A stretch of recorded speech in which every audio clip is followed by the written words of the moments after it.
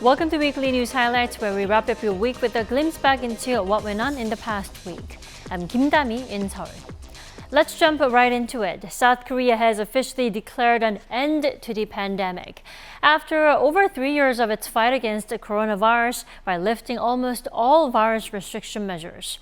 That includes no indoor mask mandate except at hospitals with rooms for hospitalization. Our Kim Jong-sil has more. An official return to normal. On Thursday morning, South Korean President Yoon had a long-awaited announcement regarding COVID-19. 오늘 중대본에서 코로나 위기 경보를 심각에서 경계로 조정을 하고 6월부터 본격 적용하기로 했습니다. 3년 4개월 만에 국민들께서 일상을 되찾으시게 돼서 기쁘게 생각합니다. President Yoon also expressed gratitude to medical personnel for their hard work. With the government announcement, many changes to the remaining COVID-related measures will take effect from next month. First, the 7-day self-isolation period for confirmed cases will no longer be mandatory. Instead, a reduced 5-day isolation will be recommended. New daily COVID-19 cases numbers will no longer be announced. Instead, only weekly numbers. One of the last remaining measures, the indoor mask mandate, will also be lifted for all places except for hospitals with inpatient wards. So what do people think of all these changes? I feel like with the return to normal with masks off, my skin troubles have improved significantly. There are some people who say you can catch the flu but not COVID, so I'm wearing my mask. I think people who have existing conditions will be worried about the changes. The long-awaited light at the end of the tunnel for people here in South Korea with the hope of returning to normal. But with the raised awareness of air-transmitted viruses, as you can see behind me, many are still choosing to wear masks. Depending on the administrative process, the changes could take effect even sooner, but a complete return to pre-pandemic life could take a little longer. Kim Jong-sil, Arirang News. Also, during the Yoon Kishida summit here in Seoul this past week, all eyes were on Prime Minister Fumio Kishida and whether or not he would offer an apology or show sincere rhetoric towards Korean forced labor victims during Japan's colonial rule. Bae-in-ji has the details. Perhaps unsurprisingly, the message from Japan's Prime Minister Kishida regarding the Korean victims subjected to wartime forced labor was not much different from the one he gave when he met President Yoon in March, as he still avoided using the word apology.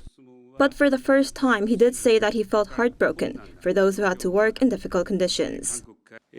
As I said when President Yoon visited Tokyo in March, our government's stance remains and will continue to remain that we uphold the historical recognition made by previous cabinets, including the joint declaration made in October 1998. My heart aches for those who had to work under difficult conditions at the time.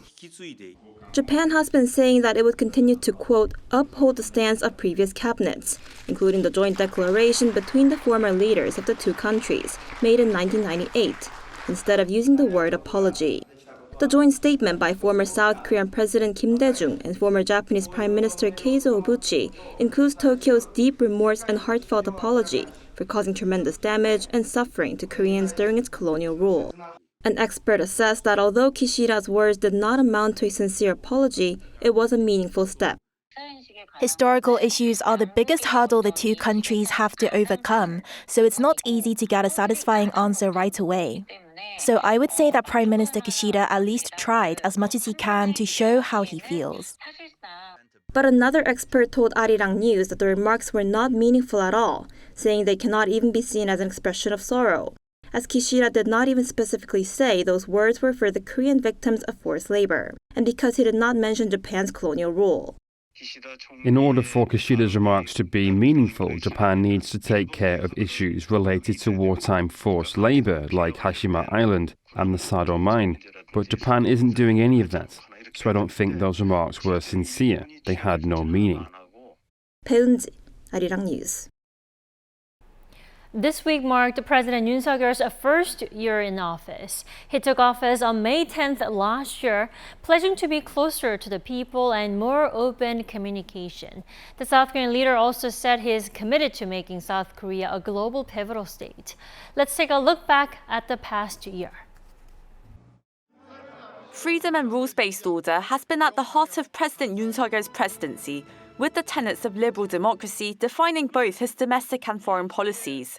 Beginning with his relocation of the presidential office from the secluded palatial grounds of Cheongwade to a government building in Yongsan Central's Seoul, Yoon aimed to end Korea's so-called imperial presidency and empower the people. Aiming to build a fair and just society and a market-driven economy, Yoon's unveiled three major reforms in labour, education and pensions. First, the administration is aiming to end malpractices and a toxic labour union culture which has promoted systematic nepotism, extortion, coercion and violence, especially in the construction sector. Yoon says such illegal practices have harmed fair employment, salary levels, as well as business competitiveness. Education reform and pensions reform are also crucial, as having the world's lowest birth rate threatens future productivity. On top of income stability for the rapidly aging demographic, which will outnumber taxpayers to support them. The National Pension Fund is projected to run dry in 32 years. Against these structural challenges, Yoon has focused on building up domestic capabilities to produce cutting-edge technologies, particularly in semiconductors and biotech.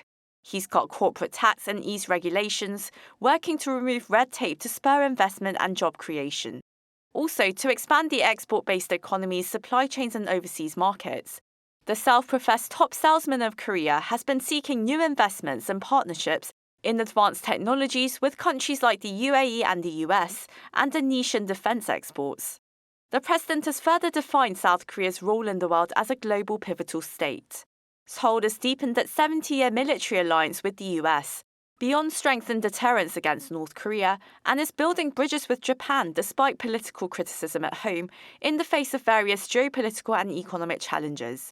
The administration also issued South Korea's own Indo-Pacific strategy, more vocal support for Ukraine and peace in the Taiwan Strait, as well as joining America's semiconductor network and economic initiatives.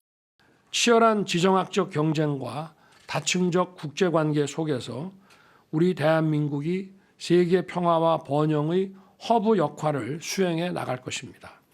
이렇게 하는 것이 우리의 안보와 경제, 기업과 국민 모두에게 필요하고 유익한 것임은 더 말할 나위가 없습니다. While gaining accolade abroad, Yoon's leadership based on principles has also stirred calls for more practical policies related to everyday life. In a Yonhap survey released on Tuesday, Yoon's approval rating stood at 37.5%, with respondents' top priorities being the local economy and job creation, followed by improved social harmony and public messaging. Oh Soo-young, Arirang News.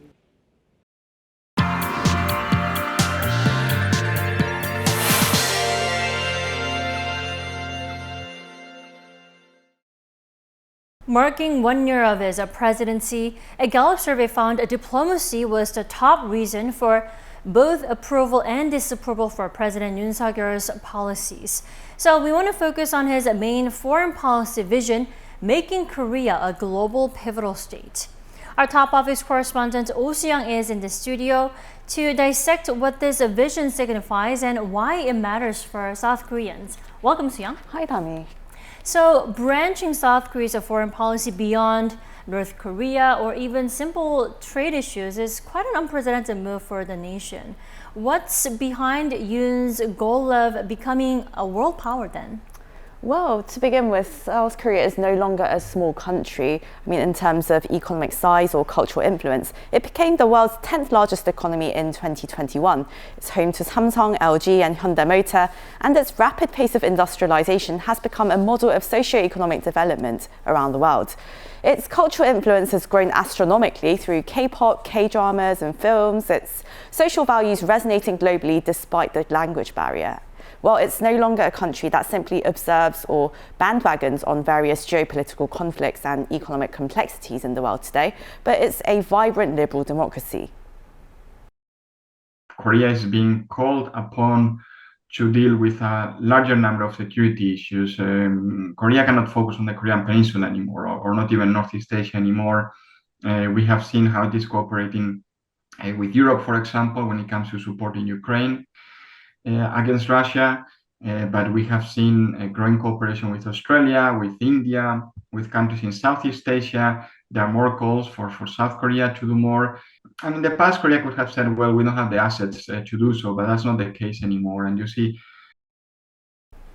right, the Yoon administration appears to have been stepping up a lot more to do more, especially during the last few months. Can you give us some of the examples then? Right, so even when he was a candidate for presidency, he pledged to step up South Korea's role in the world during his electoral campaign, and he turned this pledge into a policy with the Global Pivotal State Vision. His government also drew up an Indo-Pacific strategy showing support for preserving a free and rules-based order in the Indo-Pacific region, including the freedom of navigation. In a speech to the US Congress and Harvard University, as we saw last month, he emphasized that South Korea will now match its economic capacity by standing up for universal values, voicing support for Ukraine, and condemning North Korea's human rights atrocities. I see South Korea really at the top of the heap right now in terms of demonstrating its own determination to be one of America's best allies, but not only to be one of America's best allies, but to be a global leader.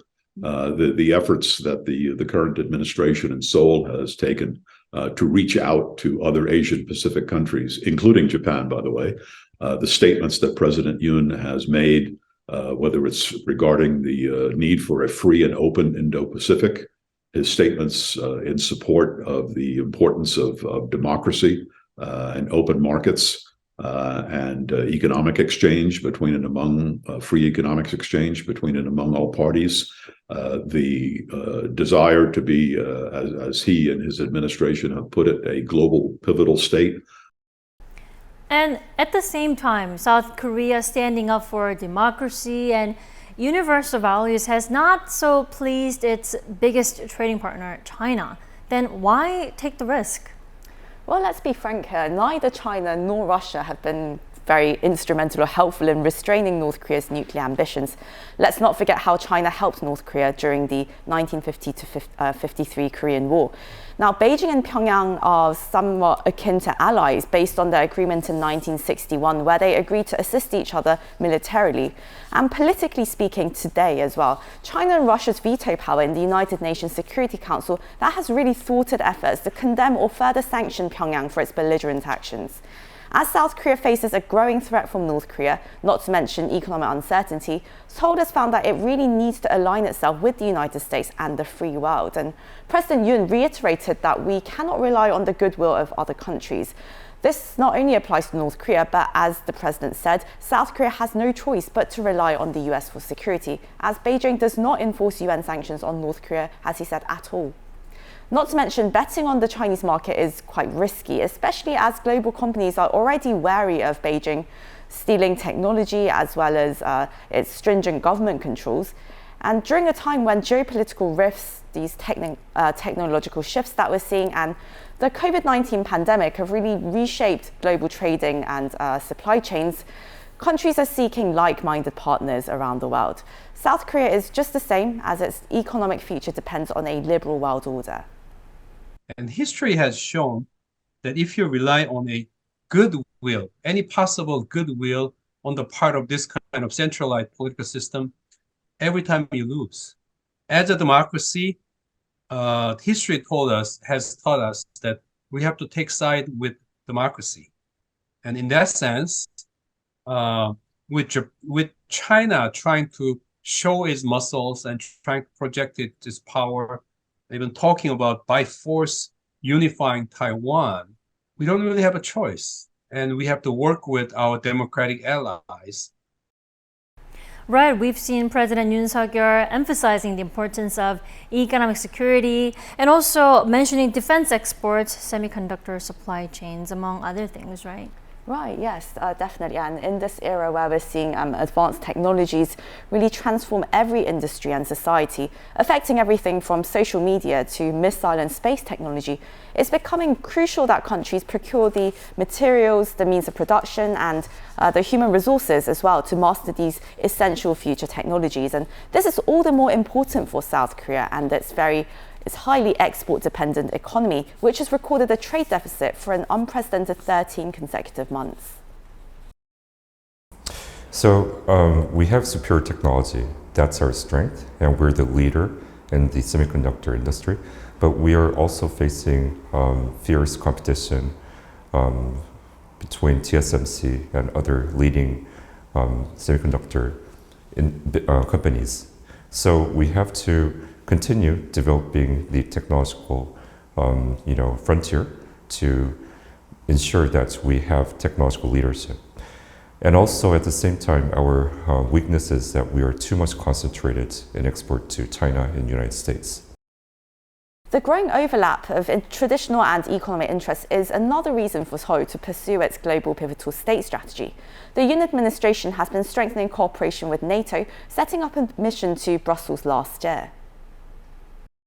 Then NATO is an obvious institution to work with because you also have the US in it, and it allows you to strengthen relations with Germany, France, the UK, countries with which Korea, a single out in the Indo-Pacific strategy, wants to have stronger links. So this means practical cooperation, not only discussions about potential cooperation, but practical cooperation in areas such, for example, the development of new weapon technologies, dealing with cybersecurity through tabletop exercises, exchanges of information as well. The president has also been seeking for more strategic partnerships in an age of geopolitical rivalry and economic uncertainty with countries like the United Arab Emirates. South Korea with the miracle of Han River and the UAE with its miracle in the desert are both economic powerhouses with a tremendous potential synergy. The UAE has been a regional and global leader in innovation, offering many areas of cooperation from economic and security relations to climate change, space, and regional and global leadership. The UAE has already given us a decisive help in recent evacuation operation for Koreans in Sudan, which shows the UAE's influence to the world. Especially in this era of geopolitical rivalry, the UAE is essential strategic partners, or Arabic words, Rafiq, for Korea. And Seoul should also extend its reach across the desert to other GCC countries such as Saudi Arabia. Right, despite Yoon's grand global plans to beef up South Korea's economy, what people really want to see is a stronger local economy and job creation, though. That's right. I mean, the president, he's called himself on various occasions South Korea's #1 salesman, already gaining billions of dollars in investments. But the question is how to sell his foreign policy achievements to the general public, 60% of whom are not impressed by his first year in office, according to most polls this week that saw his approval rating average at around 38%. My belief is that, judging from the votes that he got when he entered the office, which was less than 1% of margin as compared to the other side, it's inevitable for him to face the reality where 30% of Koreans will never probably support him, no matter what he does. And about 30% of Koreans will continue to support him regardless. I think it's all about messaging. A poll by the Federation of Korean Industries last month shows that South Koreans largely favor maintaining or strengthening relations with the US. Another survey on the younger generation found that they mostly support building future-oriented ties with Japan. Now that's quite surprising if you think about the domestic backlash against his move to mend fences with Tokyo. This means that the general public disagree with the style rather than the substance of Yoon's diplomacy. I feel and I sense certain risk here for him to go too fast, too much, too forthcoming in certain issues, particularly in dealing with popular sentiment with regard to Japan. So I would like to see him being a little bit more careful, a little bit more balancing, while he keeps his sense of direction that I hold.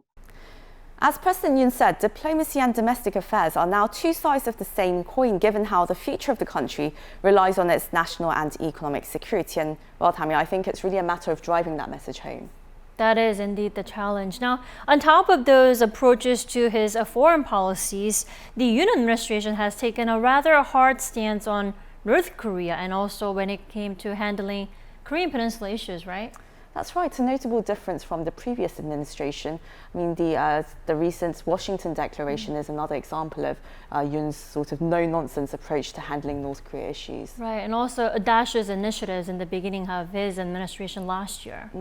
Yeah, let's turn to our Choi Min-jung for details. Sure.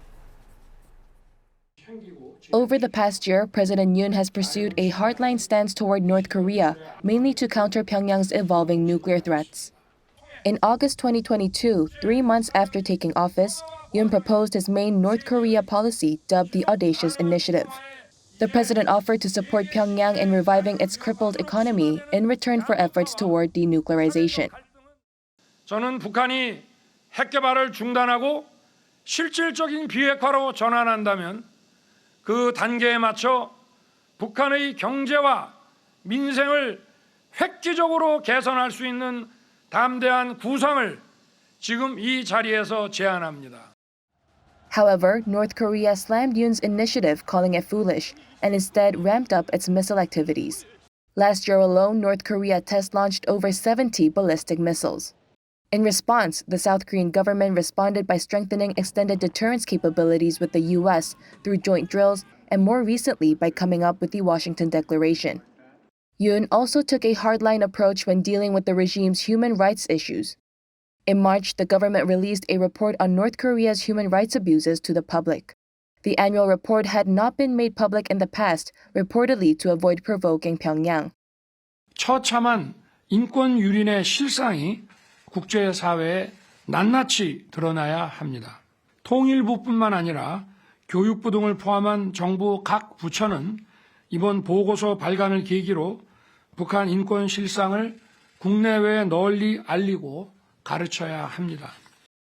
An expert says Yoon's strong North Korea policy makes sense as the regime is focused on its nuclear and missile capabilities. No amount of engagement effort is going to suffice to entice North Korea to come back to the negotiation table. So it's only natural for South Korea and the international community to come out with a very strong response to that.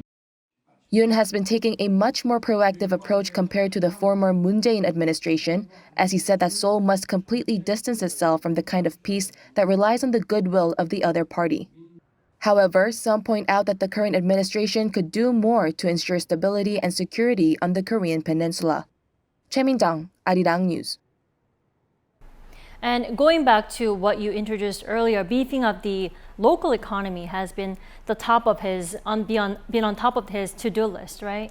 That's right. So that push really includes boosting businesses and also pursuing innovation in the public sector as well to drive that private sector investment. Right. That's exactly in line with the country raising the national budget to 5.1% this year from last year. That's correct, yeah. And there are also challenges for Yoon administration to overcome in the next 4 years, like still taming the inflation and consumer prices and also coping with the U.S. CHIPS Act.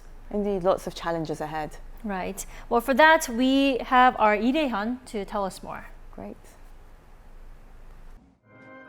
With a clear focus on freedom, innovation, fairness, and solidarity, the Yoon administration has been working on creating a private sector-led economy over the past year. 정부 주도가 아닌 민간 중심의 경제로 전환하여 일자리를 창출하고 중산층을 더욱 두텁게 할 것입니다. The first step, boosting businesses. The Yoon administration has been working to ease more than 170 business regulations and 140 disciplinary measures by listening to the voices of frontline workers. It sought an increase in business investments by cutting corporate taxes, providing more tax credits for national strategic technologies, and temporary investment tax incentives. Next, innovation in the public sector. With a sound fiscal policy in mind, the government tightened the purse strings as the national budget bill had increased 5.1% this year from 2022. It has also focused on efficiency by reorganizing public institutes to reduce unnecessary quotas and expenses. The Yoon administration has also been proactively adopting an emergency framework to ease market concerns, including expanding the market liquidity public fund program amid volatile bonds and funds markets. 13 emergency economic meetings and over 20 ministerial roundtables were held to tame market fears. In terms of the housing market, it has eased some home loan regulations while abolishing tax penalties on multiple homeowners. Last but not least, the current administration is working to increase public welfare by protecting vulnerable groups. Despite global inflation, the country's inflation is back to the 3% level after 14 months and down from a peak of 6% last July. And it has reached an all-time high employment rate as well. Measures including lowering fuel taxes, providing energy vouchers, and expanding tariff rate quota on energy and food were also rolled out. Welfare expenses for low-income households rose 12% from the previous year. However, some concerns remain. Sluggish exports in the IT sector remain amid a drop in chip demand. Consumer prices, too, are still above the government's target, with fears lingering due to external factors such as commodity prices. One expert has some advice on the task the administration should focus on. Other countries, for example, are using their budget to resolve the energy crisis while responding to industrial policy competition. The IRA and the US CHIPS Act are examples the South Korean government could look to. He also agreed with how the government urged the importance of improving the market paradigm, such as nurturing talent and in creating a flexible industry ecosystem following industrial shifts. Lee Dae-hyun, Arirang News. 1 year has indeed flown by with President Yoon Suk-yeol putting himself on the forefront on the global stage. That's right. From presenting South Korea as a global pivotal state to handling Korean Peninsula issues to promoting future growth engines, it's been quite a year for President Yoon. Right. Let's see how his calendar for the next 4 years unfolds. Thanks, Ji-young, for coming in today. Thanks so much for having me.